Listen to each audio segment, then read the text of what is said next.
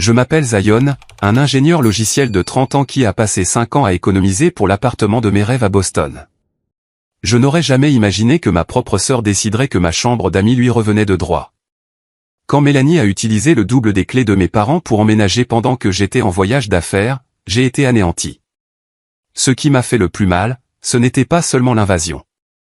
C'était l'hypothèse pleine de suffisance que mon espace durement gagné n'était pas vraiment le mien. La journée s'est terminée avec des sirènes de police et son arrestation en larmes. Avant de plonger dans cette histoire douloureuse, laissez un commentaire pour me dire d'où vous regardez. Appuyez sur le bouton j'aime et s'abonner si les histoires de limites familiales résonnent en vous. J'ai grandi dans une modeste maison à niveau décalé à Framingham, Massachusetts, à environ 20 miles à l'ouest de Boston. Notre famille appartenait solidement à la classe moyenne. Mon père travaillait comme comptable tandis que ma mère enseignait à l'école primaire. Nous n'étions en aucun cas riches, mais mes parents veillaient à ce que nous ne manquions jamais du nécessaire. J'ai de bons souvenirs de barbecue dans le jardin, de voyages de camping en été dans le New Hampshire et de réunions de vacances remplies de rires. Mon enfance n'était pas parfaite, mais elle était stable, quelque chose que j'ai appris à apprécier davantage en voyant le parcours turbulent de ma sœur à travers l'âge adulte. Dès mon plus jeune âge, j'étais le responsable. Pendant que d'autres enfants passaient leur week-end à jouer aux jeux vidéo, je tondais les pelouses, déneigeais les allées en hiver, et j'ai finalement travaillé après l'école à l'épicerie locale. Mes parents m'ont inculqué une forte éthique de travail, soulignant que l'indépendance était quelque chose à rechercher. J'ai pris ces leçons à cœur, mettant de côté l'argent des anniversaires et mes salaires pendant que mes camarades de classe dépensaient leurs gains pour les dernières baskets ou des billets de concert. L'université a toujours fait partie de mon plan, mais je savais que mes parents ne pourraient pas payer la totalité de la facture. J'ai postulé à toutes les bourses possibles et j'ai quand même fini par contracter des prêts, mais beaucoup moins que la plupart de mes pairs. J'ai fréquenté une université d'État avec une spécialisation en informatique, un domaine qui me fascinait depuis que j'avais construit mon premier ordinateur à 13 ans. Ces 4 années ont été éprouvantes. Pendant que mes amis faisaient la fête, je jonglais entre des études à temps plein, un travail de 20 heures par semaine au service informatique du campus, et des contrats de codage en freelance le week-end. Les nuits blanches et les dîners de ramen étaient difficiles, mais j'ai obtenu mon diplôme avec une bonne moyenne et une dette minimale. Mon premier emploi après l'université n'était pas prestigieux, un poste de développeur junior dans une start-up en difficulté où le salaire couvrait à peine le loyer de mon minuscule appartement partagé avec 2 colocataires. L'entreprise a fait faillite après 18 mois, mais l'expérience m'a appris des leçons inestimables sur la résilience et l'adaptation. Mon deuxième poste dans une société de logiciels financiers de taille moyenne m'a apporté une meilleure rémunération et une plus grande stabilité. Je vivais frugalement, apportant mon déjeuner de la maison, conduisant une vieille Honda Civic et refusant les sorties coûteuses. Chaque dollar économisé allait directement sur mon compte d'épargne, destiné à une future maison. Après 3 promotions et un passage à une plus grande entreprise technologique avec de meilleurs avantages, j'ai finalement atteint le point où l'accession à la propriété semblait réalisable. Le marché immobilier de Boston était brutal, des prix exorbitants, des guerres d'enchères et des propriétés qui disparaissaient quelques heures après leur mise en vente. Pendant 6 mois, j'ai passé mes week-ends à visiter des appartements, à soumettre des offres et à faire face à la déception. Juste au moment où la frustration était sur le point de me submerger, je l'ai trouvé, un appartement de 2 chambres et 2 salles de bain dans un brownstone rénové à Cambridge. La deuxième chambre était légèrement plus petite que la chambre principale, mais parfaite pour mon bureau à domicile et pour accueillir des invités occasionnels. Le bâtiment avait du charme, des équipements modernes et était proche des transports en commun pour mon trajet. Le jour où j'ai signé ces papiers de clôture reste l'un des moments les plus fiers de ma vie. À 29 ans, j'avais accompli quelque chose de substantiel entièrement par mes propres efforts. Pas d'aide des parents pour l'apport initial, pas d'héritage, pas de raccourci, juste des années d'épargne disciplinée et de progression de carrière. Ces premières nuits dans mon propre espace semblaient surréalistes. Je me promenais de pièce en pièce, m'émerveillant que tout, des parquets en bois franc au comptoir en quartz, m'appartenait. Le parcours de ma sœur Mélanie n'aurait pas pu être plus différent du mien. 3 ans plus jeune, elle a toujours eu le don de trouver le chemin le plus facile dans la vie. Là où je travaillais l'été, elle convainquait nos parents qu'elle avait besoin de la pause pour se ressourcer. Pendant que j'étudiais, elle faisait la fête. Ses notes étaient juste assez bonnes pour éviter de graves conséquences. Son charme juste assez efficace pour se sortir des ennuis. Nos parents, en particulier ma mère, semblaient avoir des normes différentes pour nous. C'est comme ça, Mélanie, est devenu un refrain familier chaque fois que je remettais en question le 2 poids, 2 mesures. Malgré nos différences, nous avons entretenu une relation décente en grandissant. Nous partagions des blagues d'initiés, nous nous défendions mutuellement contre les brutes du quartier et nous aimions beaucoup les mêmes films et la même musique. La véritable divergence a commencé après le lycée. Alors que je me dirigeais directement vers l'université avec des objectifs clairs, Mélanie a fréquenté le community college, changeant sporadiquement de spécialisation 3 fois avant d'abandonner complètement. Elle a enchaîné les emplois dans la vente au détail, les postes de barman et les postes administratifs, ne restant jamais plus d'1 an. Ses décisions financières étaient tout aussi chaotiques. Des cartes de crédit au maximum, une voiture de luxe en leasing qu'elle ne pouvait pas se permettre, et des virées shopping alors que le loyer était dû. Nos parents ont continué à encourager ce comportement bien dans sa vingtaine. Ils ont payé ses cautions, couvert ses chèques sans provision et offert leur maison comme filet de sécurité pendant ces fréquentes périodes de transition. J'ai exprimé mes inquiétudes en privé à nos parents, suggérant qu'ils pourraient entraver sa croissance en la sauvant à plusieurs reprises des conséquences. Ces conversations se terminaient invariablement par leur défense de leur approche et l'insinuation que je manquais de compassion. La famille prend soin de la famille, disait papa avec finalité, mettant fin à toute discussion ultérieure. La situation qui a finalement conduit à notre confrontation dramatique a commencé environ 8 mois après l'achat de mon appartement. Mélanie, alors âgée de 27 ans, vivait avec son petit ami, Derek, dans un appartement hors de prix au centre-ville. Quand ils ont rompu après une relation volatile de 2 ans, elle ne pouvait pas se permettre le loyer seule. Comme on pouvait s'y attendre, elle est retournée vivre chez nos parents, décrivant cela comme une situation temporaire, jusqu'à ce qu'elle trouve une solution. 2 semaines après cet arrangement, mes parents m'ont invité pour le dîner du dimanche, une tradition régulière que j'appréciais sincèrement.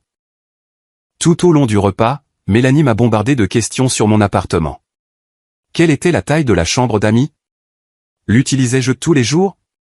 Comment était l'espace de rangement? J'ai répondu poliment, mentionnant mon installation de bureau à domicile et comment l'espace servait également d'hébergement pour les amis en visite. Alors que nous débarrassions la vaisselle, Mélanie a fait son premier commentaire pointu. Ça semble être un gaspillage que tout cet espace reste vide la plupart du temps. Je veux dire, qu'est-ce qu'un gars célibataire a besoin d'une 2e chambre de toute façon? J'en ai ri, mais quelque chose dans son ton m'a mis mal à l'aise. Cette nuit-là, en rentrant chez moi, ces paroles résonnaient dans mon esprit, le premier avertissement subtil de la tempête qui allait bientôt bouleverser ma vie. Le dîner du dimanche suivant chez mes parents a pris une tournure inconfortable. Alors que nous étions assis autour de la table de salle à manger en chaîne qui avait accueilli des repas de famille pendant plus de 20 ans, Mélanie s'est raclé la gorge de manière théâtrale. Alors, j'ai réfléchi à ma situation de logement, annonça-t-elle en enroulant des spaghettis autour de sa fourchette. Vivre avec maman et papa n'est évidemment pas idéal à long terme. Mon père a hoché la tête avec sympathie tandis que ma mère a tendu la main pour serrer celle de Mélanie. Tu sais que tu peux rester aussi longtemps que tu en as besoin, ma chérie, l'a assuré maman.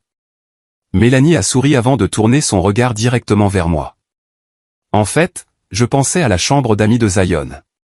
Ce serait parfait pour moi, près du centre-ville, près des boutiques où je postule pour des postes de direction. Et soyons honnêtes, ils l'utilisent juste comme une salle d'informatique glorifiée. La table est devenue silencieuse. J'ai posé délicatement ma fourchette, essayant de garder mon sang-froid. J'apprécie l'idée, Mélanie, mais ça ne va pas marcher. J'ai besoin de cet espace pour mon bureau à domicile. Je travaille à domicile au moins 2 jours par semaine, et j'ai souvent des projets qui nécessitent un espace de travail dédié. Tu pourrais déplacer ton bureau d'ordinateur dans le salon, a-t-elle rétorqué immédiatement. Beaucoup de gens le font. Ce n'est pas comme si tu recevais des invités tous les soirs. Ce n'est pas la question, ai-je répondu, sentant ma patience s'amenuiser. C'est ma maison, aménagée comme j'en ai besoin. De plus, j'ai régulièrement des collègues et des clients en appel vidéo. J'ai besoin d'intimité et d'un arrière-plan professionnel. Mon père s'est raclé la gorge. Zion, ça ne ferait pas de mal d'y réfléchir. La famille s'entraide. Ce ne serait que jusqu'à ce que Mélanie se remette sur pied. Je me suis senti pris au piège. Papa, je vous aime tous, mais il ne s'agit pas de ne pas vouloir aider. Cet appartement est mon espace personnel pour lequel j'ai travaillé incroyablement dur. Mélanie doit trouver son propre logement, tout comme je l'ai fait. Oh, Alors tu es meilleur que moi maintenant, a lâché Mélanie, les larmes montant à ses yeux, des larmes que j'avais vues déployer stratégiquement d'innombrables fois auparavant. Ça doit être agréable d'être si réussi et égoïste. Ça suffit, est intervenue maman, bien que son regard sévère soit dirigé vers moi plutôt que vers Mélanie. Personne ne prend de décision ce soir. Profitons simplement du dîner. Le reste de la soirée a été tendu, la conversation guindée. Alors que je me préparais à partir, ma mère m'a pris à part. Serait-ce vraiment si terrible d'aider ta sœur? Cet appartement compte plus pour son avenir que pour ton confort. Ces mots m'ont piqué. Ma propre mère ne voyait pas que ce n'était pas une question de confort. C'était une question de limite et de respect pour la vie que j'avais construite. Je t'aime, maman. J'appellerai demain, fut tout ce que j'ai pu dire avant de rentrer chez moi dans un silence frustré. Au cours des 3 semaines suivantes, les allusions de Mélanie se sont transformées en demandes pures et simples. Des SMS arrivaient quotidiennement. J'ai trouvé le cadre de lit parfait pour quand j'emménagerai, ou, quel placard serait le mien. Chaque fois, je répondais fermement mais poliment que vivre ensemble n'était pas une option. Chaque fois, elle agissait comme si mon refus n'était qu'une position de négociation plutôt qu'une réponse définitive. La situation a dégénéré un mardi soir quand je suis rentré du travail pour trouver Mélanie assise sur mon canapé, faisant défiler son téléphone comme si elle y vivait. Je me suis figé dans l'embrasure de la porte, les clés toujours à la main. « Comment es-tu entré ici ?» ai-je demandé, le cœur battant. Elle a levé les yeux nonchalamment. « Maman et papa avaient ton double de clés. Je voulais mesurer la chambre pour mes meubles. » Elle a montré un ruban à mesurer sur la table basse à côté d'un carnet avec des dimensions griffonnées.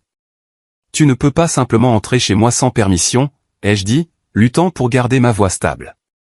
Cette clé est pour les urgences seulement. » Mélanie a levé les yeux au ciel.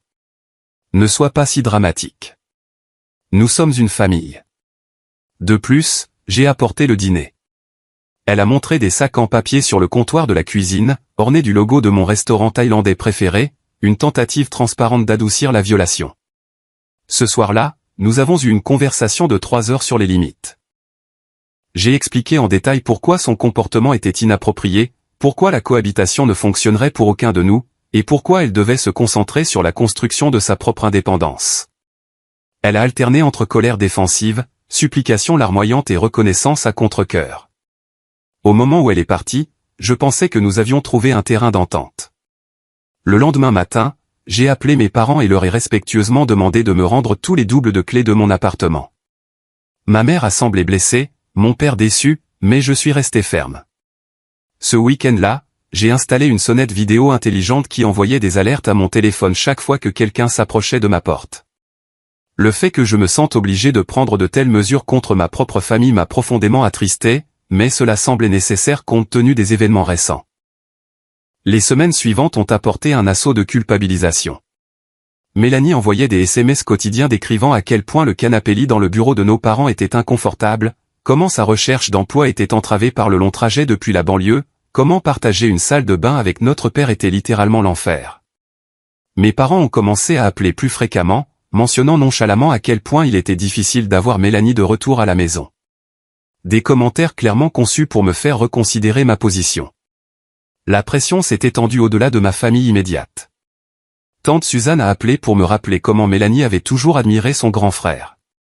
Cousin Patrick m'a envoyé un message, suggérant que je devrais être là pour la famille. Même ma grand-mère, lors de notre appel téléphonique mensuel, a mentionné qu'à son époque, les frères et sœurs restaient soudés contre vent et marée. La campagne de culpabilisation coordonnée était aussi transparente qu'efficace. J'ai commencé à perdre le sommeil. Ma concentration au travail en a souffert, et l'anxiété est devenue ma compagne constante. Juste au moment où je pensais que la situation ne pouvait pas devenir plus intrusive, j'ai reçu un appel troublant de mon voisin Trevor. « Et mec, je voulais juste vérifier si tu laissais ta sœur emménager. Elle faisait visiter ton appartement à des gens plus tôt aujourd'hui. » Mon sang s'est glacé. « Que veux-tu dire par faire visiter à des gens ? » Ouais, elle était avec 2 femmes. Je l'ai entendu parler de diviser les charges en 3. J'ai pensé que tu prenais peut-être des colocataires. Après avoir remercié Trevor et mis fin à l'appel, je suis resté assis dans un silence stupéfait. Mélanie avait d'une manière ou d'une autre de nouveau eu accès à mon appartement et faisait visiter ma maison à des colocataires potentiels pendant que j'étais au travail. La violation ressemblait à un coup physique. J'ai immédiatement envoyé un texto à Mélanie. Nous devons parler maintenant. Sa réponse est arrivée 1 heure plus tard. À propos de quoi? À propos du fait que tu as fait visiter mon appartement à des inconnus aujourd'hui sans que je le sache ou que je te donne la permission. 3 points sont apparus et ont disparu plusieurs fois avant sa réponse. Trevor doit s'occuper de ses propres affaires. Pas de déni, pas d'excuses, juste de l'agacement d'avoir été prise. Quelque chose en moi s'est durci alors que je réalisais le peu de respect qu'elle avait pour moi, ma maison et mes limites. Ce soir-là, j'ai attendu dans mon salon, un nœud de colère serré dans ma poitrine. Quand Mélanie est finalement arrivée, elle est entrée nonchalamment avec la confiance de quelqu'un qui se croyait à l'abri des conséquences. « Comment es-tu entrée ?» ai-je demandé immédiatement. Elle a haussé les épaules, laissant tomber son sac à main sur ma table basse. J'ai fait faire un autre double avant de rendre celui de maman et papa.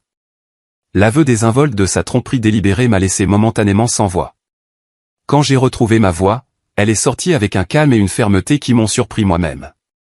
Ce que tu as fait aujourd'hui dépasse toutes les limites raisonnables. Tu as fait une copie non autorisée de ma clé. Tu es entré chez moi sans permission. Tu as fait entrer des inconnus dans mon espace personnel. Tu as présenté ma propriété comme étant disponible à la location. Chacune de ces actions seules serait une violation grave. Ensemble, elles représentent un mépris total pour ma personne. L'expression de Mélanie a cyclé entre le dédain, la défense, et finalement, remarquant mon ton inébranlable, le calcul. Tu en fais toute une histoire pour rien, a-t-elle dit, sa voix s'adoucissant. J'essaie juste de trouver des solutions qui fonctionnent pour tout le monde. Pense Y, avec des colocataires. Ton hypothèque se paierait pratiquement toute seule. Ce n'est pas à toi de prendre cette décision, ai-je répondu. Cette conversation est terminée. Je change mes serrures demain, et je ne veux plus aucune discussion sur ton emménagement. Si tu ne peux pas respecter ces limites, nous devrons reconsidérer entièrement notre relation. La menace de conséquences réelles a finalement pénétré. Les yeux de Mélanie se sont écarquillés et une véritable alarme a traversé son visage. Tu couperais les ponts avec ta propre sœur pour un appartement. Il ne s'agit pas de l'appartement. Il s'agit de respect, d'honnêteté et de limites. Tout ce que tu as violé à plusieurs reprises. Sa stratégie a changé instantanément. Des larmes ont rempli ses yeux alors qu'elle s'effondrait sur mon canapé. Je suis désolé, sanglota-t-elle. Je suis juste si désespéré. Vivre avec maman et papa me tue. Je me sens comme une telle ratée en te voyant réussir pendant que je continue de tout gâcher. Je pensais que peut-être, en étant plus proche de toi, ça m'aiderait à remettre ma vie sur les rails. Malgré ma détermination à rester ferme, la vue de ma petite sœur en pleurs a brisé quelque chose en moi. Des souvenirs ont traversé mon esprit. Lui apprendre à faire du vélo, la défendre contre les brutes du quartier, l'aider avec ses projets de science. Avais-je été trop dur? Y avait-il un compromis que je n'avais pas envisagé? Avant que je puisse formuler une réponse, mon téléphone a vibré. Un texto de ma mère. Nous devons parler de cette situation avec ta sœur. Dîner de famille demain soir. Non négociable. J'ai montré le message à Mélanie. Elle a hoché la tête, essuyant ses larmes. Ils sont vraiment inquiets pour moi, a-t-elle dit doucement. Papa pense que je me dirige vers une autre dépression comme à l'université. La mention de ses problèmes de santé mentale a encore adouci ma résolution. Bien que je soupçonne une certaine manipulation, je ne pouvais pas ignorer les problèmes réels qu'elle avait combattus au fil des ans. D'accord, ai-je soupiré. Nous en discuterons demain avec maman et papa. Mais je change quand même les serrures. La réunion de famille le soir suivant a été émouvante et épuisante. Nous nous sommes réunis autour de la table de salle à manger de mes parents, la tension assez épaisse pour être coupée au couteau. Ma mère avait préparé tous mes plats préférés d'enfance. Rôti de bœuf, purée de pommes de terre avec la quantité parfaite d'ail et tarte aux pommes maison. Une tentative évidente d'adoucir l'atmosphère. Après un dîner inconfortable où la conversation est restée superficielle, mon père a finalement abordé le sujet délicat. Nous devons résoudre cette situation entre vous deux, a-t-il dit, regardant entre Mélanie et moi. Cette famille est toujours restée soudée. Pendant près de 3 heures, nous avons tourné en rond. J'ai exposé mes limites et expliqué pourquoi les actions de Mélanie étaient inacceptables. Mes parents ont reconnu mes arguments, mais revenaient continuellement à l'obligation familiale et aux besoins de Mélanie. Mélanie alternait entre des excuses larmoyantes et des insinuations subtiles que mon succès m'obligeait à l'aider. Finalement, un compromis épuisé a émergé. Mélanie resterait chez nos parents et respecterait mes limites. Je l'aiderais à trouver un logement abordable et potentiellement à l'aider avec son premier mois de loyer en tant que cadeau unique. Plus important encore, elle a promis de ne plus jamais entrer chez moi sans permission explicite. Je suis vraiment désolé, a dit Mélanie alors que nous concluions la discussion. Je me suis emporté. Ça n'arrivera plus. En la regardant dans les yeux, les mêmes yeux noisettes qui m'avaient admiré tout au long de l'enfance, je voulais désespérément la croire. J'accepte tes excuses, ai-je dit. Allons de l'avant. Alors que nous nous serrions dans les bras pour nous dire au revoir, j'ai ressenti un soulagement timide. Peut-être que cet épisode douloureux renforcerait finalement notre relation grâce à des limites plus claires et une meilleure communication. Les semaines suivantes semblaient valider mon optimisme. Mélanie envoyait des SMS moins fréquemment, et quand elle le faisait, les messages se concentraient sur des annonces d'appartements légitimes. Elle posait des questions sur la budgétisation. Nous nous sommes vus 2 fois pour un café, les conversations restant légères et agréables. Elle s'est même excusée à nouveau sans que je le demande lors de notre 2e rencontre, exprimant son embarras pour son comportement. Mes parents ont noté le changement positif lors des dîners du dimanche. Elle essaie vraiment d'être plus indépendante, a commenté maman. Votre conversation semble avoir fait une impression. Un soir, j'ai reçu un email de mon fournisseur de système de sécurité m'offrant un forfait amélioré avec des fonctionnalités avancées. Compte tenu de l'amélioration de la situation avec Mélanie, j'ai décidé que la dépense supplémentaire n'était pas nécessaire et j'ai supprimé l'email, une décision que j'allais bientôt regretter amèrement. Alors que le calendrier passait à mars, Mélanie et moi nous étions installés dans une routine confortable de rencontres occasionnelles et d'échanges de SMS de soutien. Elle avait trouvé un appartement potentiel dans son budget et m'avait demandé mon avis. Je l'ai emmenée dîner pour fêter ça quand elle a passé la première étape de la candidature. Pour la première fois depuis des mois, notre relation ressemblait à celle de frères et sœurs adultes normaux plutôt qu'à des adversaires. Quand mon patron a annoncé que je devrais assister à une importante réunion client à Seattle, un voyage de 3 jours nécessitant une attention immédiate, je n'ai ressenti aucune de l'anxiété qui m'aurait tourmenté au plus fort de la tension avec Mélanie. J'ai fait mes valises, demandé à mon voisin Trevor de récupérer les colis, et je me suis dirigé vers l'aéroport avec une légèreté que je n'avais pas ressentie depuis des mois. Je ne savais pas que mon monde était sur le point d'imploser d'une manière que je n'aurais pas pu imaginer. La réunion client à Seattle a commencé de manière productive. Notre équipe a présenté de nouvelles solutions logicielles à une grande entreprise de vente au détail et leur équipe de direction semblait sincèrement impressionnée. Pendant une pause café en milieu de matinée le 2e jour, je suis sorti dans le couloir pour vérifier mes messages téléphoniques et j'ai trouvé un texto de Trevor avec une photo en pièce jointe. « Est-ce que c'est censé se passer comme ça ?» a-t-il écrit. L'image montrait un camion de déménagement garé juste en face de mon immeuble. Mon estomac s'est noué alors que j'agrandissais la photo. Il n'y avait aucun doute sur le logo de la société de déménagement professionnel apposé sur le côté du camion. Une sueur froide a perlé sur mon front alors que je répondais à la hâte. Absolument pas. Qu'est-ce qui se passe en ce moment? Trevor a répondu immédiatement. Des gens transportent des meubles à l'intérieur. Je pensais que tu recevais peut-être de nouvelles affaires. Avec des doigts tremblants, j'ai appelé le gérant de mon immeuble, Marcus. Salut, c'est Zion de l'unité 12.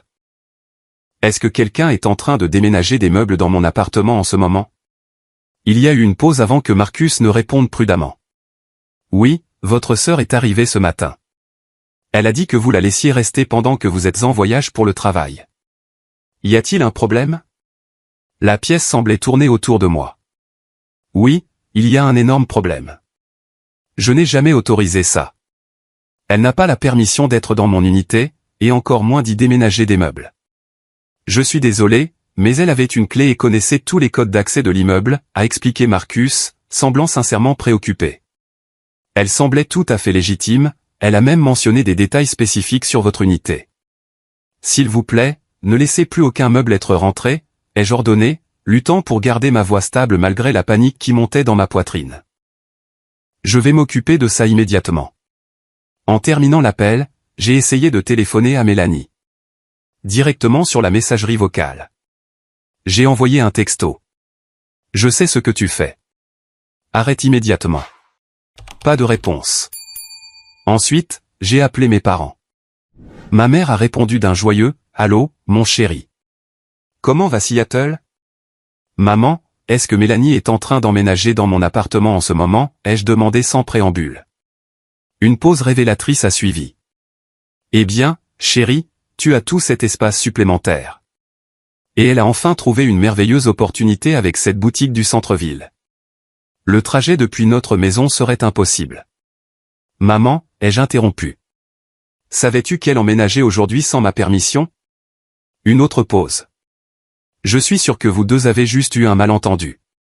Tu as été si occupé dernièrement. Je l'ai de nouveau coupé. Ce n'est pas un malentendu. C'est une effraction. Je n'ai jamais accepté ça. Ne sois pas si dramatique, m'a grondé ma mère. C'est ta sœur, pas une criminelle. La famille s'entraide.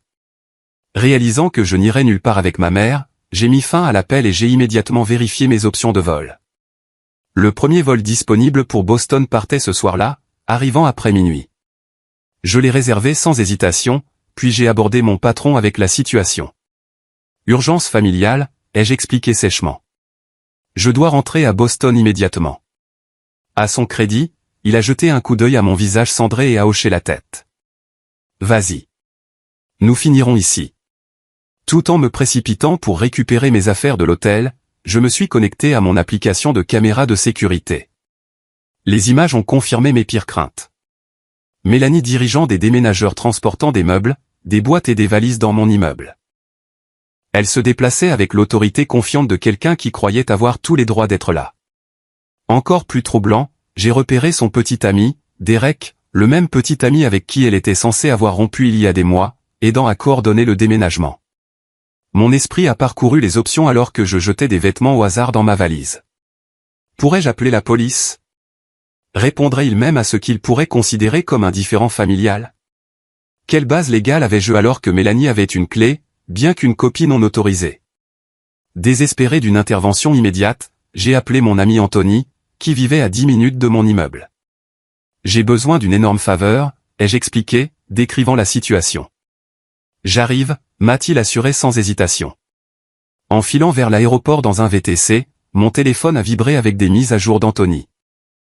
5 personnes ici en train de déménager des affaires, a-t-il rapporté. Ta sœur, son petit ami, et 3 autres que je ne reconnais pas, qu'a-t-elle dit quand tu l'as confrontée, ai-je texté en retour. Qu'elle et toi aviez un arrangement et que je devais me mêler de mes affaires. Son petit ami a suggéré que je parte avant que les choses ne deviennent inconfortables. Ils ont aussi changé le code de la porte électronique. La violation s'est approfondie avec chaque nouveau détail. Ce n'était pas une action impulsive. C'était une prise de contrôle calculée, exécutée alors que j'étais à 3000 miles de là. Mon arrivée à l'aéroport a entraîné d'autres complications. Mon vol initial a été retardé en raison de problèmes mécaniques, me bloquant potentiellement à Seattle pour la nuit. Après avoir plaidé ma cause auprès du personnel de la compagnie aérienne, j'ai obtenu la dernière place en attente sur une correspondance plutôt via Chicago, bien que cela signifie une escale de 3 heures. Pendant cette escale, arpentant le terminal comme un animal en cage, j'ai appelé la ligne de police non urgente de Cambridge. L'officier qui a répondu a écouté patiemment ma situation. Donc, votre sœur a une clé de votre propriété, a-t-il clarifié. Une copie non autorisée. Oui. Je lui ai explicitement refusé la permission d'y vivre et j'ai changé les serrures, mais elle a dû faire un double avant de rendre l'original. Et c'est votre sœur, pas une étrangère. Oui, mais monsieur, cela ressemble à un différend familial plutôt qu'à une affaire criminelle. Si vous êtes préoccupé par des dommages matériels, vous pouvez déposer un rapport à votre retour. La frustration montait alors que je réalisais comment la situation apparaissait du point de vue d'un étranger. Elle est en train de déménager activement des meubles dans ma maison contre mes instructions explicites, ai-je souligné. Elle a changé les codes d'accès et a des gens que je ne connais pas dans ma résidence privée touchant mes biens. Le ton de l'officier s'est légèrement adouci. Je comprends votre inquiétude. Nous pouvons envoyer quelqu'un pour vérifier la situation, mais sans preuve d'effraction ou de danger immédiat, nos options sont limitées. Avez-vous des documents prouvant que vous êtes le seul propriétaire ? Oui, je suis le seul nom sur l'acte de propriété et l'hypothèque. Ça aide. Quand serez-vous de retour en ville? Après minuit. Si tout se passe bien avec les correspondances. Appelez-nous quand vous arriverez. Nous pourrons vous rencontrer à la propriété pour aider à la médiation. Ce n'était pas l'action immédiate que j'avais espérée, mais cela offrait au moins un cadre pour la résolution. Tout au long de l'escale à Chicago et du vol suivant vers Boston, mon esprit a cyclé à travers des scénarios allant de la confrontation raisonnable aux pires issues. La dévastation émotionnelle était plus profonde que les préoccupations pratiques. Ma sœur, mon propre sang, avait méthodiquement planifié de s'emparer de ma maison en s'assurant que j'étais loin et incapable de l'arrêter. Les mises à jour par texto d'Anthony ont continué, chacune plus préoccupante que la précédente. Mélanie avait pris des dispositions pour que les services publics soient transférés à son nom. Elle s'était présentée aux voisins comme la nouvelle résidente. Elle avait même accroché des œuvres d'art sur mes murs après avoir enlevé mes propres photographies encadrées. Alors que l'avion a finalement atterri à Boston peu après 1 heure du matin, un sentiment de vide s'est installé dans ma poitrine. Au-delà de la colère ou de l'anxiété, il y avait une profonde tristesse. La réalisation que la sœur que je pensais connaître s'était révélée capable d'une trahison extraordinaire. Le lien de confiance entre nous, déjà tendu, gisait maintenant complètement brisé parmi les cartons de déménagement qu'elle avait apportés dans ma maison. Le trajet en VTC de l'aéroport de Logan à mon appartement de Cambridge a semblé interminable. Chaque feu rouge amplifiait mon anxiété croissante. Devant mon immeuble, le camion de déménagement était parti, mais des lumières brillaient de chaque fenêtre de mon unité à près de 2 heures du matin. Anthony attendait dans sa voiture de l'autre côté de la rue, sortant alors que j'approchais. « Ça a été fou, mec », a-t-il dit, son expression sombre. « Ils n'ont pas arrêté depuis ce matin. J'ai essayé de raisonner ta sœur à nouveau il y a environ 1 heure, mais son petit ami a menacé de s'occuper de moi si je ne reculais pas. » J'ai hoché la tête, lui serrant l'épaule avec gratitude. « Merci d'être là. Je peux m'en occuper à partir de maintenant. »« Pas question », a insisté Anthony. « Je reste jusqu'à ce que ce soit résolu. Tu ne sais pas dans quoi tu t'engages. » La voiture de police que j'avais demandée est arrivée quelques instants plus tard. 2 officiers en sont sortis. Un homme d'âge moyen aux cheveux poivre et sel et une jeune femme à l'air sérieux. « Monsieur Harris », a demandé l'officier masculin en tendant la main. « Officier Brennan, voici l'officier Shen. Nous comprenons que vous avez un différend de propriété. » J'ai expliqué la situation de manière concise, fournissant mon permis de conduire et les documents de propriété que j'avais heureusement emballés avant mon voyage. L'officier Shen les a examinés attentivement tandis que Brennan posait des questions de clarification sur l'historique de Mélanie avec la propriété. « D'accord », a finalement dit Brennan. « Abordons cela calmement. Nous vous accompagnerons à l'intérieur pour évaluer la situation et faciliter une conversation.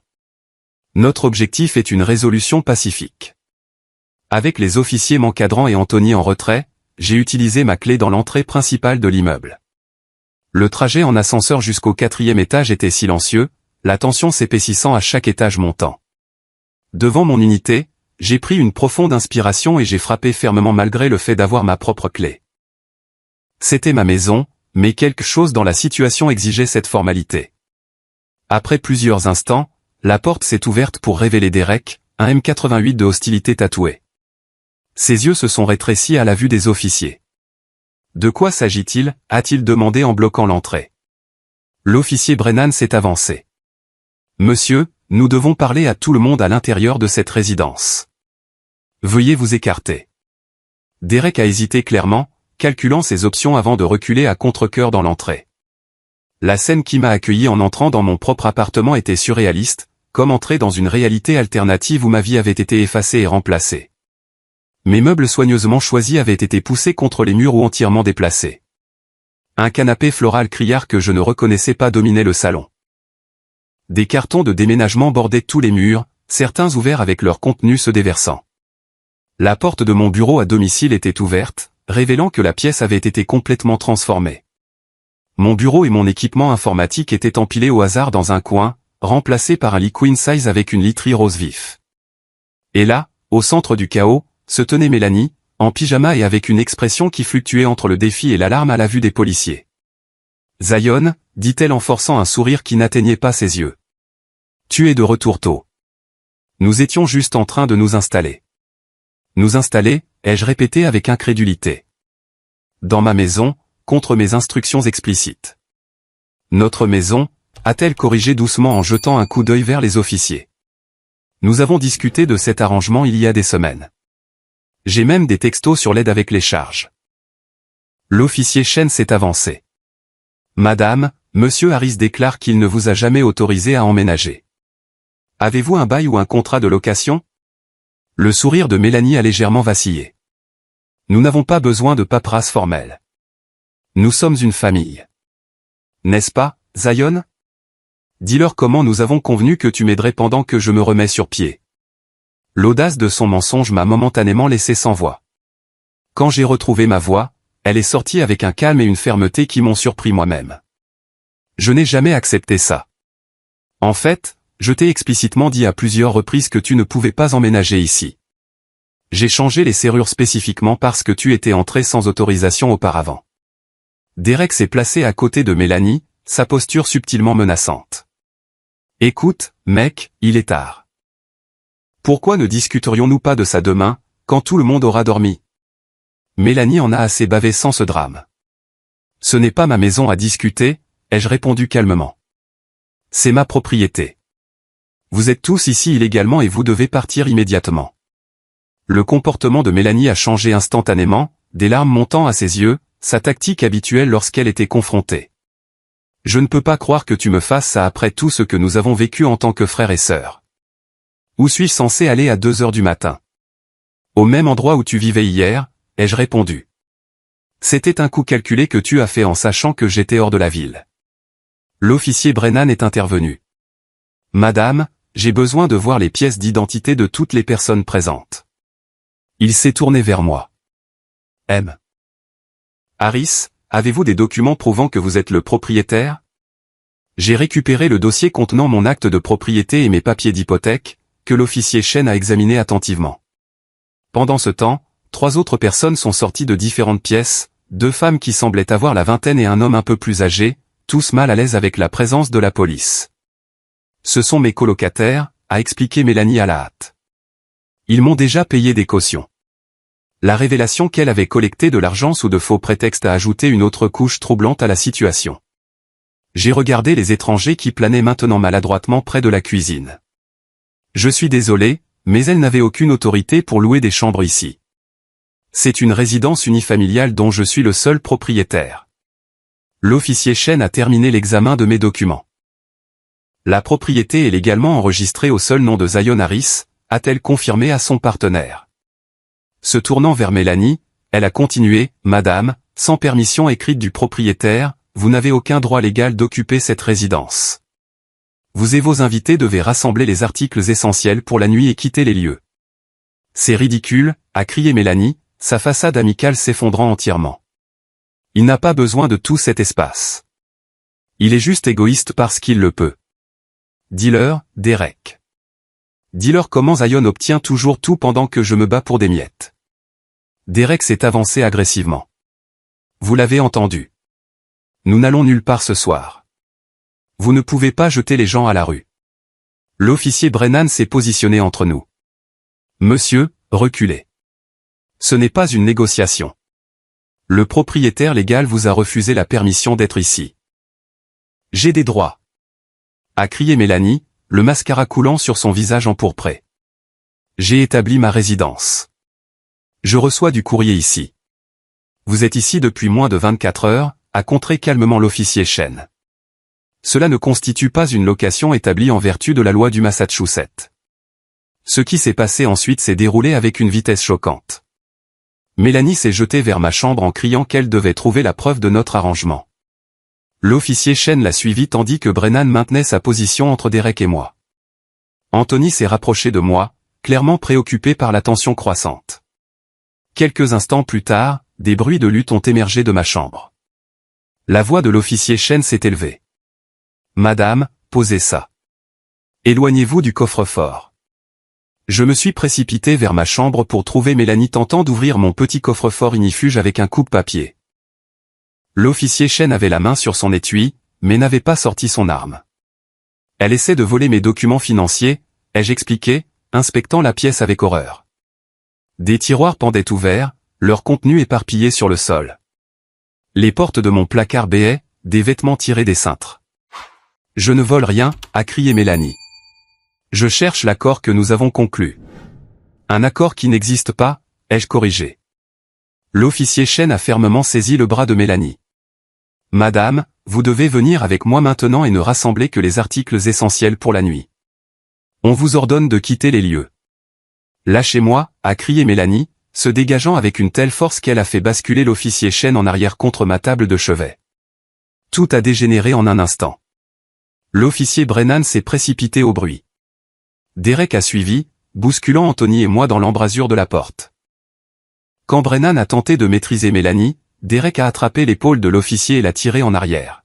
« Police !»« Halt !» a crié Brennan en retrouvant son équilibre.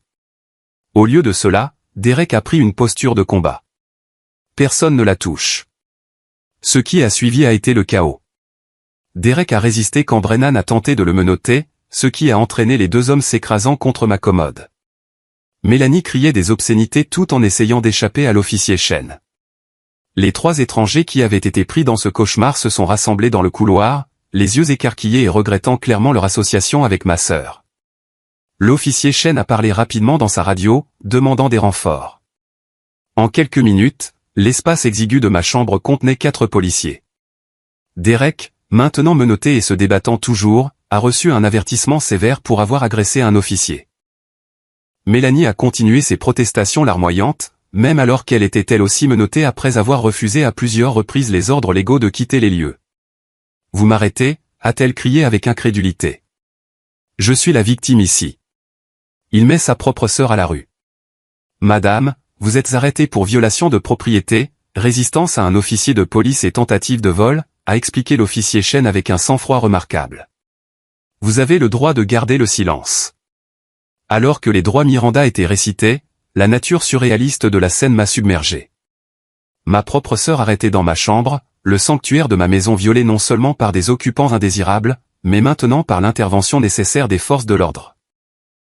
La situation s'est encore détériorée lorsque mes parents sont arrivés, convoqués par un appel téléphonique hystérique que Mélanie avait apparemment passé plus tôt lorsqu'Anthony l'avait confronté pour la première fois. Ils ont fait irruption dans l'appartement alors que Mélanie et Derek étaient escortés dehors, menottés. « Que as-tu fait ?» a crié ma mère en se précipitant vers moi avec une expression de trahison totale. « Ta propre sœur ?» Le visage de mon père était furieux. « Tu as appelé la police pour la famille. As-tu perdu la tête, Zion ? » Je ne les ai pas appelés pour la famille, ai-je répondu, ma voix tremblante d'émotion. Je les ai appelés pour des intrus qui sont entrés par effraction dans ma maison, ont changé mes serrures et ont refusé de partir quand on le leur a ordonné. C'est ta sœur, a répété ma mère comme si cette relation annulait toutes les lois de la propriété et des limites personnelles. L'officier Brennan est intervenu. Monsieur, madame, votre fille est entrée illégalement dans cette résidence et a refusé les ordres légaux de partir. De plus, son compagnon a agressé un officier. Ce sont des infractions graves. Mes parents ont suivi les officiers dehors, ma mère en larmes, mon père me lançant une dernière pique. Ce n'est pas fini, Zion. La famille ne fait pas ça à la famille.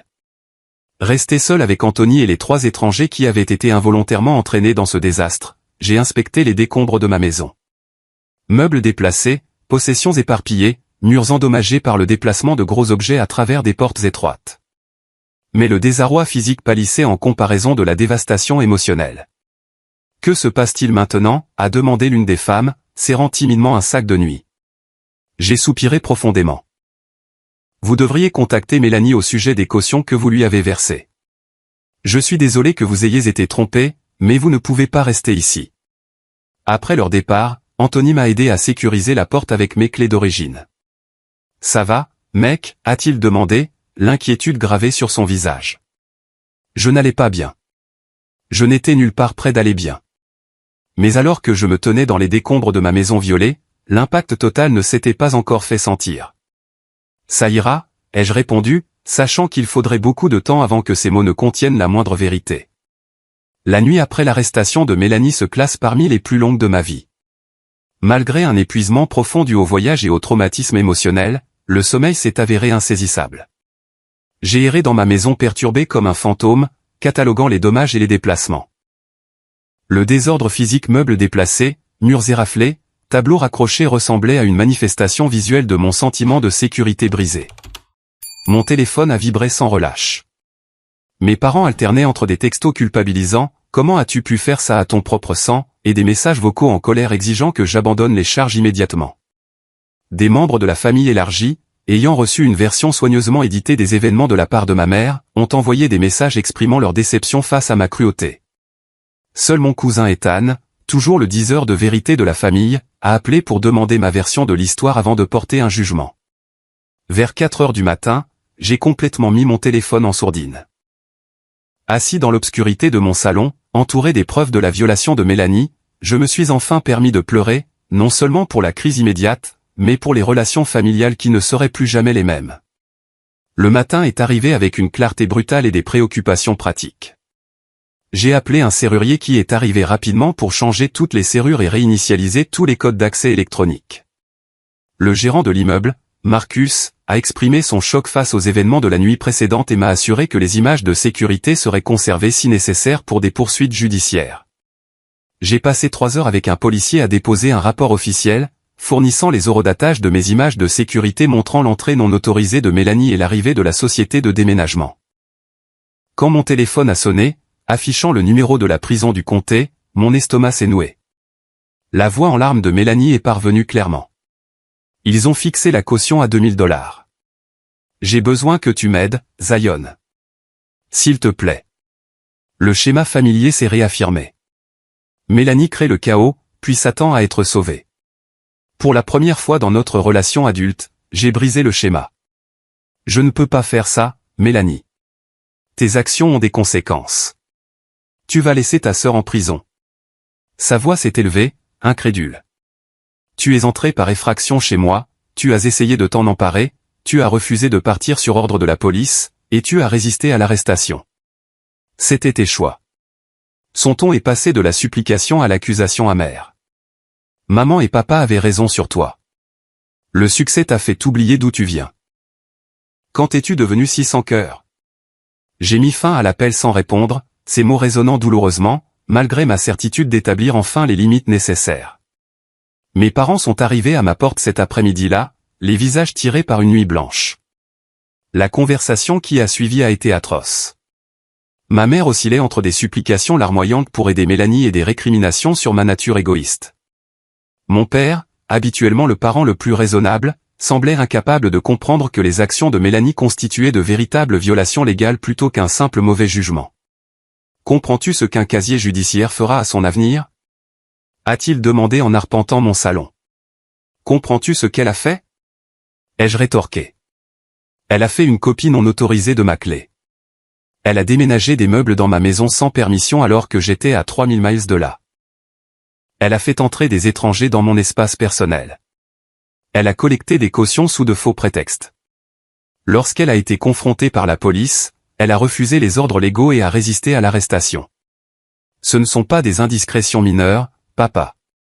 Ce sont des violations graves avec des conséquences légales. C'est ta sœur, a répété ma mère pour peut-être la 12e fois, comme si cette relation annulait toutes les autres considérations. Être ma sœur ne lui donne pas le droit de prendre ce qui ne lui appartient pas, ai-je répondu. J'ai soutenu Mélanie émotionnellement et financièrement pendant des années. J'ai pardonné des violations répétées des limites, mais cela a franchi une ligne qui ne peut être franchie. Ils sont partis sans résolution, les derniers mots de mon père atterrissant comme un coup physique. Je n'aurais jamais pensé avoir honte de toi, Zion. Aujourd'hui, j'ai honte. Ce soir-là, Anthony est arrivé avec de la nourriture à emporter et un soutien pratique. Il m'a aidé à réarranger les meubles, à raccrocher les œuvres d'art et à restaurer un semblant d'ordre dans mon espace. Sa présence offrait un contraste puissant avec la réaction de ma famille. Voici quelqu'un qui comprenait les limites et respectait les miennes sans question. Tu sais que tu fais ce qu'il faut, n'est-ce pas? A-t-il demandé alors que nous nous effondrions sur le canapé après des heures de nettoyage. Il ne s'agit pas d'être impitoyable. Il s'agit de respect de base pour ta maison et ta propriété. Sa validation signifiait plus qu'il ne pouvait l'imaginer. Ma famille ne le voit pas de cette façon. Ils sont trop proches de la situation, a-t-il observé. Ils ont tellement encouragé Mélanie pendant si longtemps qu'ils ne peuvent pas voir à quel point son comportement est inapproprié. Parfois, la chose la plus gentille est de fixer des limites fermes, même si ça fait mal. Le lendemain a apporté des préoccupations pratiques. J'ai rencontré un avocat spécialisé dans les ordonnances restrictives, exposant le schéma croissant de violation des limites de Mélanie. Il m'a conseillé de tout documenter et de procéder à une ordonnance temporaire qui pourrait être prolongée si nécessaire. Le processus semblait extrême lorsqu'il était appliqué à ma propre sœur, mais les événements de la veille avaient démontré la nécessité d'une protection juridique. J'ai pris 3 jours de congé, incapable de me concentrer au milieu du drame familial en cours et des conséquences pratiques. Chaque jour apportait de nouvelles découvertes sur les violations de Mélanie. Du courrier avait été ouvert. Des documents personnels examinés. Même mon ordinateur montrait des signes de tentative d'accès. Plus troublant encore, j'ai trouvé des preuves qu'elle avait photographié mes relevés financiers et mon passeport, soulevant des inquiétudes immédiates quant à un potentiel vol d'identité. Mon avocat a conseillé un audit de sécurité complet. J'ai passé une journée à changer tous mes mots de passe, à placer des alertes de fraude sur mes rapports de crédit et à sécuriser tous mes comptes financiers avec des mesures de vérification supplémentaires. Le processus était épuisant, mais nécessaire étant donné la volonté démontrée de Mélanie de franchir les limites. Le sommeil restait insaisissable. Des cauchemars me tourmentaient lorsque l'épuisement l'emportait enfin sur l'anxiété des rêves où je rentrais chez moi pour trouver des étrangers vivant dans chaque pièce, revendiquant des morceaux de ma vie pendant que je me tenais impuissant dans l'embrasure de la porte. J'ai commencé une thérapie, reconnaissant qu'une aide professionnelle était nécessaire pour traiter le profond traumatisme familial qui se déroulait autour de moi. Une semaine après l'arrestation, j'ai reçu un appel d'un numéro que je ne reconnaissais pas. C'était Derek, sa voix modérée par rapport à notre dernière interaction. « Écoute, mec, j'appelle pour m'excuser », a-t-il commencé maladroitement. J'ai dépassé les bornes. Vraiment dépassé les bornes. Sa contrition inattendue m'a pris au dépourvu. « Pourquoi m'appelles-tu, Derek ?»« Parce que j'accepte un accord de plaidoyer », a-t-il expliqué. Conduite désordonnée au lieu d'agression contre un officier. Mon avocat dit que j'ai eu de la chance parce que l'officier n'a pas été blessé, mais une partie de mon accord consiste à faire amende honorable. Et Mélanie, je n'ai pas pu m'empêcher de demander. Il a hésité. Nous prenons nos distances. Écoute, elle m'a dit que vous aviez un arrangement. Qu'elle a dit que tu étais d'accord pour que nous emménagions temporairement. Je n'aurais pas accepté sinon. La révélation n'était pas surprenante, mais elle piquait quand même la confirmation que Mélanie avait délibérément manipulé plusieurs personnes dans son stratagème. J'apprécie les excuses, ai-je finalement dit, mais j'ai besoin de temps avant d'envisager toute forme de réconciliation avec l'un ou l'autre d'entre vous. Mes parents ont poursuivi leur campagne de pression et de culpabilité, bien que l'intensité ait progressivement diminué au fil des jours. Les textos de ma mère ont évolué de l'accusation pure et simple à la manipulation subtile. Mélanie est si déprimée qu'elle mange à peine, ou nous avons du mal à payer son avocat. J'ai maintenu ma position avec une réponse simple. Je suis désolé que vous traversiez cela. 2 semaines après l'incident, je me suis rendu au tribunal pour l'audience de l'ordonnance restrictive. Voir Mélanie de l'autre côté de la salle d'audience, pâle, débraillée, flanquée d'un avocat commis d'office, a déclenché une vague complexe d'émotions, colère face à ses actions, tristesse pour notre relation brisée, culpabilité pour mon rôle dans sa situation actuelle. Lorsque le juge a accordé une ordonnance de 6 mois lui interdisant de s'approcher de ma maison ou de mon lieu de travail, son expression de incrédulité trahie a presque brisé ma résolution. Le dimanche suivant, j'ai refusé le dîner chez mes parents pour la première fois depuis des années, ne voulant pas me soumettre à d'autres récriminations. Au lieu de cela, j'ai accepté l'invitation d'amis pour une randonnée dans les White Mountains. 6 heures d'efforts physiques et de beauté naturelle qui ont fourni le premier véritable soulagement que j'avais ressenti depuis le début de cette épreuve. Progressivement, douloureusement, une nouvelle normalité a émergé. J'ai maintenu un contact minimal avec mes parents, de brèves conversations axées sur des sujets neutres. Les membres de la famille élargie ont soit respecté mes limites, soit se sont retrouvés doucement mais fermement éloignés de ma vie. Des amis comme Anthony ont fourni le soutien et la compréhension que ma famille biologique ne pouvait actuellement pas offrir. Mon appartement, autrefois un sanctuaire, a nécessité une reconquête par des actions intentionnelles. J'ai réarrangé les meubles pour éliminer le souvenir de la façon dont Mélanie avait positionné les choses. J'ai repeint les murs, choisi de nouvelles œuvres d'art et finalement remplacé le bureau de mon bureau à domicile, le précédent portant trop d'associations avec la violation. Chaque changement représentait un petit pas vers la reconquête de mon espace comme étant vraiment le mien à nouveau. La thérapie a fourni des outils cruciaux pour traiter le deuil complexe de l'éloignement familial sans me rendre à mes limites durement acquises. Les relations familiales ne sont pas inconditionnelles, a souligné ma thérapeute lors d'une séance particulièrement difficile. Un amour sain inclut le respect de l'autonomie et de la propriété. Vous n'avez pas abandonné votre sœur. Vous avez simplement exigé qu'elle vous respecte en tant qu'individu avec des droits. Ces mots sont devenus un mantra pendant les moments de doute, un rappel que l'établissement de limites n'était pas égoïste mais nécessaire pour une relation authentique. Alors que le printemps se transformait en été, j'ai reçu une notification indiquant que Mélanie avait accepté un accord de plaidoyer, une probation et des services communautaires plutôt que la prison. La nouvelle a apporté un soulagement plutôt qu'une justification. Malgré tout, je ne voulais pas que son avenir soit définitivement endommagé par un casier judiciaire. Pourtant, je suis resté ferme dans ma conviction que les conséquences naturelles étaient nécessaires pour une véritable croissance. Un soir chaud de juillet, assis sur mon balcon, regardant le coucher de soleil peindre Cambridge de lumière dorée, j'ai réalisé que quelque chose avait changé en moi. La blessure vive de la trahison avait commencé à cicatriser, non pas par le pardon exactement, mais par l'acceptation. Ma sœur avait fait des choix qui révélaient des aspects fondamentaux de son caractère. Mes parents avaient démontré les limites de leur compréhension. Ces vérités douloureuses, une fois reconnues, ont perdu une partie de leur pouvoir de blesser. Alors que je sirotais mon café et regardais l'obscurité s'emparer progressivement du ciel, j'ai compris que le chemin à suivre ne serait ni une simple réconciliation, ni un éloignement permanent, mais quelque chose de plus nuancé, une relation soigneusement construite sur de nouvelles fondations d'honnêteté, de limites et de conséquences. 6 mois après cette nuit chaotique, où la police a escorté ma sœur hors de ma maison, j'étais assis au même endroit où j'avais autrefois pleuré dans l'obscurité, maintenant illuminé par la lumière du soleil du matin qui filtrait à travers des rideaux fraîchement accrochés. L'espace physique avait été reconquis et transformé.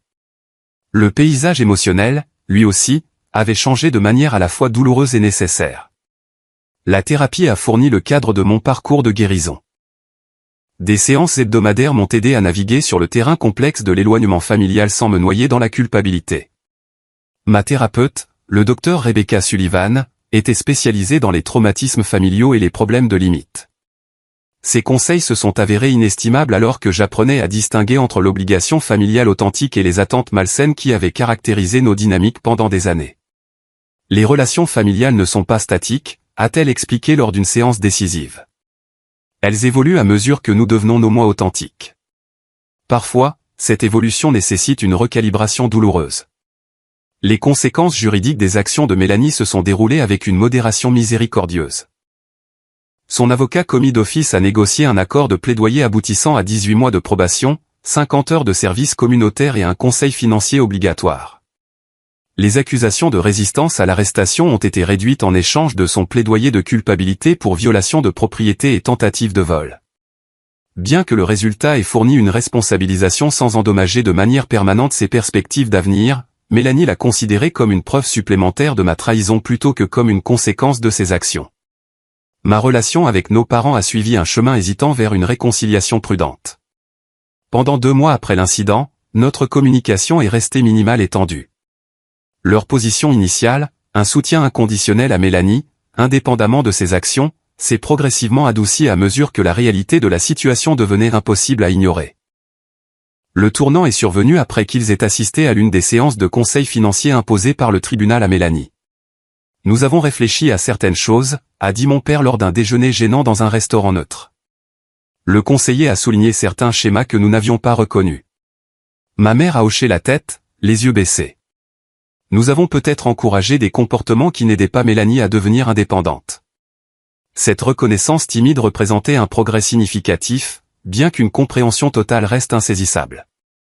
Nous avons établi de nouveaux paramètres pour notre relation, des visites programmées plutôt que des visites spontanées, aucune discussion sur mes décisions juridiques concernant Mélanie, et la conclusion immédiate de toute conversation qui dégénérait en manipulation par la culpabilité. Ces limites, bien qu'initialement inconfortables pour nous tous, ont finalement créé un espace pour une interaction plus saine. Mélanie elle-même est restée hors de portée de la réconciliation. L'ordonnance restrictive a expiré sans renouvellement, mais je n'ai maintenu aucun contact par choix personnel plutôt que par obligation légale. Grâce aux nouvelles de la famille, j'ai appris qu'elle avait déménagé à Springfield, trouvé un emploi stable dans un grand magasin et commencé à fréquenter quelqu'un de nouveau. Ces développements positifs ont apporté un réel soulagement. Malgré tout, je voulais qu'elle construise une vie saine et indépendante, mais pas à mes dépens. Ma maison a subi une transformation délibérée. La chambre d'amis qui avait déclenché tant de conflits a été entièrement repensée. Ce n'était plus seulement un bureau à domicile, mais un espace polyvalent reflétant mes intérêts en évolution. De nouvelles étagères abritaient ma collection croissante de livres de photographie. Un fauteuil de lecture confortable occupait le coin où Mélanie avait tenté de placer son lit. Les murs, autrefois beiges, arboraient maintenant une nuance de bleu apaisante qui représentait psychologiquement de nouveaux départs. Plus important que ces changements physiques étaient les nouvelles règles régissant mon espace. Aucun membre de la famille ne recevait de clé, quelle que soit la relation. Les visites avaient lieu sur invitation uniquement, programmées à l'avance plutôt que spontanées. Le gérant de mon immeuble a mis en place un protocole strict exigeant mon autorisation explicite avant de permettre à quiconque d'accéder à mon unité. Ces mesures ne relevaient pas de la paranoïa, mais de l'établissement de limites claires qui reflétaient le caractère sacré de l'espace personnel. Le cercle de personnes que je considérais comme ma famille s'est élargi au-delà des liens du sang. Anthony, dont le soutien indéfectible pendant la crise a démontré une véritable amitié, est devenu une présence régulière dans ma vie. Mon cousin Ethan, qui avait cherché mon point de vue avant de porter un jugement, a renforcé notre lien par des conversations et des visites régulières. Des collègues sont devenus des amis qui partageaient des repas de fête et célébraient des étapes importantes. Ces liens choisis, basés sur le respect mutuel plutôt que sur l'obligation, ont fourni un modèle de ce que des relations saines pourraient être. Ma vie professionnelle, temporairement perturbée par la crise, a finalement bénéficié de la croissance personnelle qu'elle a catalysée. L'expérience de rester ferme face à une pression intense s'est traduite par une plus grande confiance dans les négociations commerciales. La nécessité d'établir des limites claires a amélioré mon style de gestion. Même les conversations douloureuses avec la famille ont développé des compétences de communication applicables dans des situations de travail difficiles. Ce qui avait commencé comme un traumatisme a progressivement révélé des dons inattendus. Lentement, j'ai renoué avec des membres de la famille élargie qui s'étaient initialement rangés du côté de Mélanie sur la base d'informations incomplètes. Ma grand-mère, autrefois parmi mes critiques les plus virulents, a appelé un soir d'automne avec un message simple, « J'avais tort, Zion. » Je n'avais pas compris ce qui s'était vraiment passé. Ces réconciliations se sont produites de manière organique, sans pression ni attente, chacune représentant une petite guérison du tissu familial plus large. La transformation la plus profonde s'est peut-être produite dans ma compréhension de ce qu'est un foyer. Avant la violation de Mélanie, mon appartement représentait la réussite, une preuve tangible de succès professionnel et de discipline financière. Après la crise, il incarnait quelque chose de plus fondamental, la manifestation physique de l'autonomie personnelle. Chaque meuble soigneusement choisi, chaque photographie encadrée, chaque livre sur mes étagères représentait des choix qui n'appartenaient qu'à moi. Cet espace, si près d'être volé, était devenu sacré non pas pour sa valeur monétaire, mais pour les limites qu'il représentait. Au premier anniversaire de l'incident, j'ai organisé un petit dîner, quelque chose que j'aurais trouvé inimaginable dans l'immédiat après coup, lorsque ma maison me semblait irrémédiablement violée. Des amis se sont réunis autour de ma table de salle à manger, la conversation et les rires remplissant des pièces autrefois hantées par le conflit. Alors que je servais le dessert, Anthony a levé son verre pour un toast impromptu. Aux limites, a-t-il dit simplement. Les mots ont résonné profondément alors que les verres s'entrechoquaient. L'année écoulée m'avait appris que les limites n'étaient pas des barrières égoïstes, mais le fondement nécessaire d'une connexion authentique. En définissant clairement ce qui était et n'était pas acceptable, j'avais créé la possibilité de relations basées sur le respect mutuel plutôt que sur l'obligation ou la manipulation. Cette nuit-là, après le départ des invités, je me suis tenu sur mon balcon, contemplant la ligne d'horizon de Cambridge. La douleur n'avait pas entièrement disparu. L'éloignement familial laisse des cicatrices qui ne s'effacent jamais complètement. Mais à côté de cette douleur existait une paix profonde née du respect de soi et de limites claires. J'avais découvert que dire non à la violation ouvrait la possibilité de dire oui à une connexion authentique. Le parcours de victime à défenseur de ma propre valeur n'avait pas suivi une ligne droite. Certains jours apportaient encore le doute, des moments où la culpabilité familière refaisait surface ou des souvenirs déclenchaient la colère. Mais de plus en plus, ces moments existaient à côté d'une certitude inébranlable que j'avais fait les choix nécessaires pour protéger non seulement ma propriété, mais mon droit fondamental de déterminer les conditions de ma vie. Dans le calme de cette nuit d'anniversaire, j'ai reconnu que la limite la plus importante que j'avais établie n'était pas les nouvelles serrures ou les politiques de visite, mais la clarté intérieure sur ma propre valeur. La connaissance que le fait d'être une famille ne conférait pas le droit de prendre ce qui n'était pas librement donné, la compréhension que l'amour sans respect n'est pas vraiment de l'amour du tout. Alors que je me préparais à aller au lit cette nuit-là, j'ai remarqué mon reflet dans le miroir de la salle de bain, le même visage est pourtant fondamentalement changé. Les yeux qui me regardaient appartenaient à quelqu'un qui avait fait face à la trahison de ceux qui auraient dû offrir une protection et en était sorti non pas plus dur, mais plus clair, non pas amer, mais plus sage. Quelqu'un qui comprenait que le pardon n'exige pas la reddition et que la compassion n'est pas synonyme de capitulation. J'avais appris que la vraie force ne se trouve pas dans l'évitement des conflits, mais en les affrontant avec intégrité. Que la famille peut être à la fois biologique et choisie, à la fois héritée et créée. Que le foyer n'est pas seulement l'endroit où vous vivez, mais l'endroit où vos limites sont respectées et votre autonomie honorée. Si vous êtes resté avec moi tout au long de cette histoire, peut-être avez-vous reconnu des éléments de vos propres dynamiques familiales. La pression subtile ou pas si subtile de sacrifier vos besoins pour les désirs des autres, la culpabilité qui accompagne l'établissement de limites nécessaires, la reconnaissance douloureuse que ceux qui devraient soutenir votre indépendance peuvent au contraire y résister. Si c'est le cas, j'espère que mon expérience vous offre une certaine validation. Votre espace, physique, émotionnel, financier, vous appartient à vous seul. Le partager devrait toujours être votre choix, jamais votre obligation. Rester ferme dans cette vérité n'est pas de l'égoïsme, mais du respect de soi. Avez-vous déjà dû établir des limites difficiles avec des membres de votre famille? Comment avez-vous géré la culpabilité qui accompagne souvent de telles décisions? Partagez vos expériences dans les commentaires ci-dessous. Si cette histoire a résonné en vous, veuillez appuyer sur le bouton j'aime et vous abonner pour plus de conversations authentiques sur les dynamiques familiales et la croissance personnelle. N'oubliez pas que vos limites méritent le respect.